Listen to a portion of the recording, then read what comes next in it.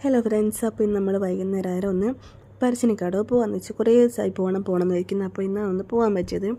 അപ്പോൾ നമ്മൾ നേരെ സ്റ്റെപ്പിൻ്റെ അവിടെ വണ്ടിയൊക്കെ വെച്ച് അമ്പലത്തിലേക്ക് പോവുകയാണ്.